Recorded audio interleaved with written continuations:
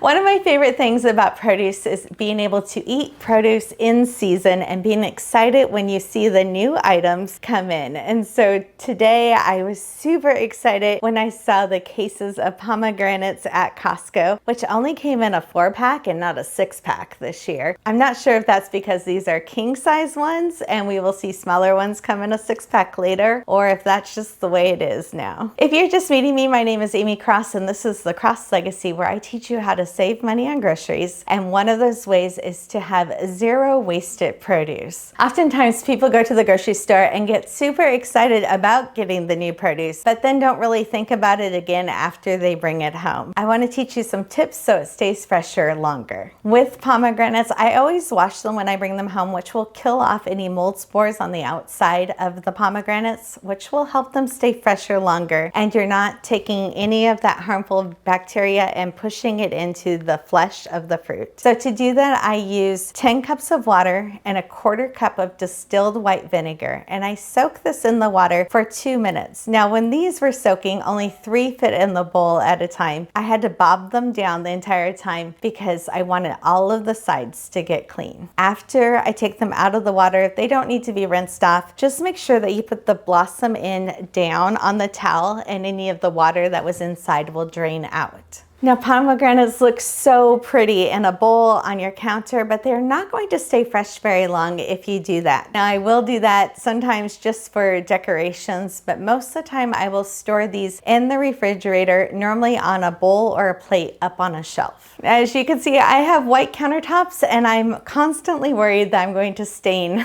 something on them. So with pomegranates, since they do stain, I normally use my glass cutting board for this, and I will make sure to rinse it off and clean off my countertop right away if I get any juice on my countertop. And since we're talking about staining countertops, I'm going to talk about the way that I don't cut the pomegranate. So there is a way, if you cut it and break it into a bowl of water, you can tap it with a spoon and the pomegranate seeds will fall out. When you tap it, it will make little red splashes all over. So I do not like to do it that way, and I will just cut it with a knife. And if I don't eat the entire thing, especially since it's the size of my head, I will store this in glass in the refrigerator and I can snack on it all week. I'm gonna cut off the top of the pomegranate.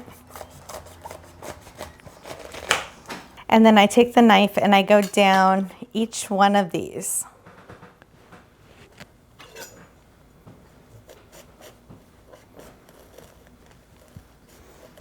Just breaking through the skin.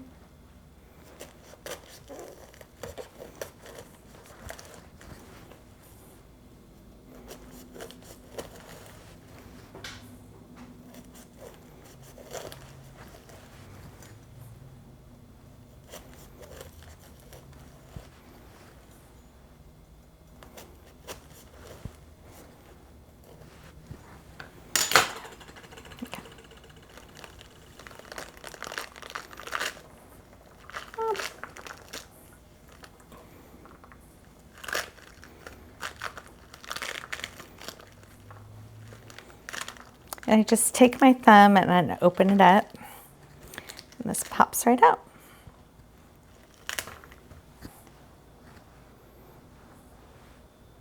If you only have a wood cutting board, make sure that you wash that off right away so it doesn't stain. I do like using my glass one for this because I know it won't stain on there. And then I just love how these break apart, and these pieces like this, they are perfect for late night snacking when you have the munchies in the winter time. So if I don't use all of this at one time, then I will store it in glass in the refrigerator. And if this white membrane is bothering you and you would like to remove it a little bit easier, you can put it in water and it will float up to the top so you can pick it off easier. But we just eat these as snacks, watching Hallmark movies during the winter time. If you don't feel like you're using the pomegranates up quick enough, you can also freeze the seeds and add them to smoothies or baked dishes. If you enjoyed this seasonal produce video, make sure to check out all of my produce videos here on our YouTube channel.